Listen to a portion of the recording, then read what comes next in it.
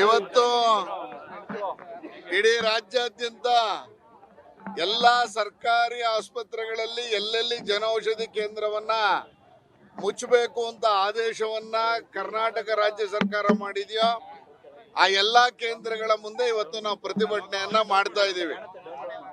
ಜನೌಷಧಿ ಕೇಂದ್ರವನ್ನ ತೆರೆದಂತದ್ದು ಕೇಂದ್ರ ಸರ್ಕಾರ ಬಡ ಜನರಿಗೆ ಅನುಕೂಲ ಆಗಲಿ, ಬಡ ಜನರಿಗೆ ಹೊರಗಡೆಯ ಏನು ಔಷಧಿಗಳ ರೇಟ್ಗಿಂತ ಸುಮಾರು 60-70% ಕಡಿಮೆ ರೇಟಲ್ಲಿ ಸಿಗುವಂತ ರೀತಿಯಲ್ಲಿ ಜನೌಷಧಿ ಕೇಂದ್ರಗಳನ್ನ ಇಡೀ ದೇಶಾದ್ಯಂತ ತೆಗೆದಿದ್ದು ಕರ್ನಾಟಕದಲ್ಲೂ ಚಾಲನೆಗೆ ಬಂದಿರೋದು ನಮ್ಮೆಲ್ಲರಿಗೂ ಗೊತ್ತೇ ಇದೆ ಬಂಧುಗಳೇ.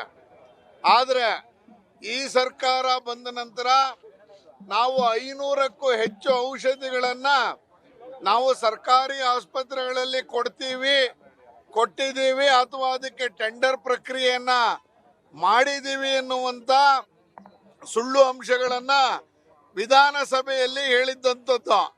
ಆ ಸಂದರ್ಭದಲ್ಲಿ ನಮ್ಮ ಹಿಂದಿನ ಮೆಡಿಕಲ್ ಮಿನಿಸ್ಟರ್ ಆಗಿದ್ದಂತ ಮೆಡಿಕಲ್ ಎಜುಕೇಶನ್ ಮಿನಿಸ್ಟರ್ ಆಗಿದ್ದಂತ ಅಶ್ವಥ್ ನಾರಾಯಣ ಅವರು ದಾಖಲೆಗಳ ಸಮೇತ ವಿಧಾನಸಭೆಯಲ್ಲಿ ತೋರಿಸಿದ್ದು ಕೇವಲ 250ಕ್ಕೂ ಹೆಚ್ಚು ಅಂಶಗಳು ಅಂತ 250ರಿಂದ 260 ಮೆಡಿಸಿನ್ಗಳು ಮಾತ್ರ ಸರ್ಕಾರಿ ಆಸ್ಪತ್ರೆಯಲ್ಲಿ ಲಭ್ಯ ಇದೆ.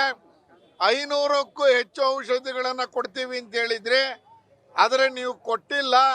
ನೀವು ಸಾಮಾನ್ಯ ಜನರಿಗೆ ಹೊರೆ ಮಾಡ್ತಿದ್ದೀರಾ ಅನ್ನುವಂತ ಅಂಶವನ್ನ ವಿಧಾನಸಭೆಯಲ್ಲಿ ಪ್ರಸ್ತಾಪ ಮಾಡಿದ್ರು. ಅದೆಲ್ಲವನ್ನು ಇಟ್ಕೊಂಡು ನಾವು ಉಚಿತ ಔಷಧಿಯನ್ನ ಕೊಡ್ತೀವಿ, ಹಾಗಾಗಿ ಜನರಿಗೆ ಜನೌಷಧಿ ಕೇಂದ್ರಗಳು ಆಸ್ಪತ್ರೆಗಳಲ್ಲಿ ಬೇಡ ಅನ್ನುವಂತ ಮೂರ್ಖತನದ ಹೇಳಿಕೆಯನ್ನ ಸಚಿವರುಗಳು ಕೊಡ್ತಾ ಇರೋದನ್ನ ಗಮನಿಸ್ತಾ ಇದ್ದೀವಿ. ಇವತ್ತು ಉಚಿತವಾಗಿ ಔಷಧಿ ಕೊಡ್ತಾ ಇದ್ದೀವಿ, ಅದಕ್ಕೆ ಜನೌಷಧಿ ಕೇಂದ್ರ ಬೇಡ ಅನ್ನೋದು. ನಾಳೆ ಉಚಿತವಾಗಿ ಪಡಿತರ ಕೊಡ್ತಾ ಇದ್ದೀವಿ, ಹಾಗಾದ್ರೆ ಪಡಿತರ ಕೊಡ್ತಾ ಇದ್ರಲ್ಲ, ಕೇಂದ್ರದ ನೆರವು ಹಾಕ್ಬೇಕು ನಿಮಗೆ, ಕೇಂದ್ರದ ಅಕ್ಕಿ ಹಾಕಬೇಕು ನಿಮಗೆ, ಅದಕ್ಕೆ ಬೇಕು ಇದಕ್ಕೆ ಬೇಡವ? ಹಂಗಾರೆ ಜನೌಷಧಿ ಕೇಂದ್ರ ಎಲ್ಲಾ ಹಾಸ್ಪಿಟ್ಲಿಗೆ ಬರುವಂತ ಎಲ್ಲಾ ರೋಗಿಗಳು ಜನೌಷಧಿ ಕೇಂದ್ರದಲ್ಲೇ ಔಷಧಿಗಳನ್ನ ತೆಗೆದುಕೊಳ್ತಾ ಇದ್ರು, ಅಥವಾ ಅವ್ರ ಜೊತೆ ಬಂದಂತ ಆ ರೋಗಿಗಳ ಜೊತೆ ಬಂದಂತವ್ರು ಅವರಿಗೆ ಬೇಕಾದಂತ ಮೆಡಿಸಿನ್ ಕಾಂಬಿನೇಷನ್ ಅನ್ನ ಜನೌಷಧಿ ಕೇಂದ್ರದಲ್ಲಿ ಪಡ್ಕೋತಾ ಇದ್ರು. ಈಗ ಆ ರೀತಿಯ ಜನರಿಗೆ, ಮಧ್ಯಮ ವರ್ಗ ಮತ್ತೆ ಕೆಳವರ್ಗದ ಜನರಿಗೆ ಅನಾನುಕೂಲ ಆಗುವಂತ ರೀತಿಯಲ್ಲಿ ಏನು ಮಾಡಿದ್ದಾರೆ ಅದರ ವಿರುದ್ಧ ಇವತ್ತು ನಾವು ಪ್ರತಿಭಟನೆಯನ್ನ ಮಾಡ್ತಾ ಇದ್ದೀವಿ.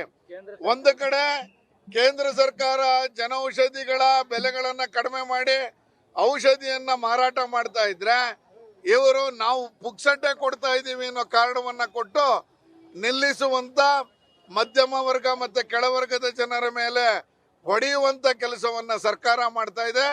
ಈ ಆದೇಶವನ್ನ ಹಿಂಪಡಿಬೇಕು ಅಂತ ಹೇಳಿ ಇವತ್ತು ನಾವು ಒತ್ತಾಯವನ್ನ ಮಾಡ್ತಾ ಇದ್ದೀವಿ.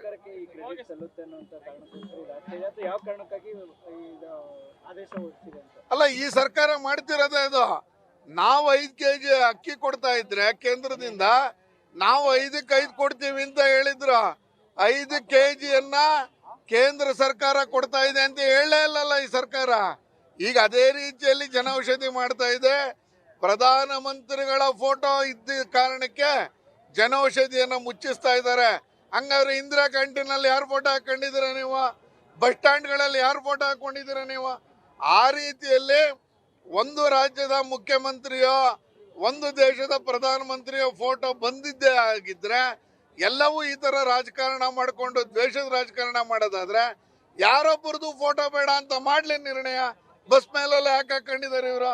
ಆ ರೀತಿಯಲ್ಲಿ ಜನರಿಗೆ ಹೊಡೆಯುವಂತ, ಹೊಟ್ಟೆ ಮೇಲೆ ಹೊಡೆಯುವಂತ ಕೆಲಸವನ್ನ ಮಾಡ್ತಾ ಇದ್ದಾರೆ. ಜನೌಷಧಿ ಕೇಂದ್ರ ಬೇಕೇ ಬೇಕು. ಜನೌಷಧಿ ಕೇಂದ್ರದ ಔಷಧಿಗಳು ಸಾಮಾನ್ಯ ಜನರಿಗೆ ಸಿಗುವಂತ ಆಗಬೇಕು. ಆ ನಿಟ್ಟಿನಲ್ಲಿ ಸರ್ಕಾರ ನೋಟಿಸ್ ಅನ್ನು ಹಿಂಪಡಿಬೇಕು.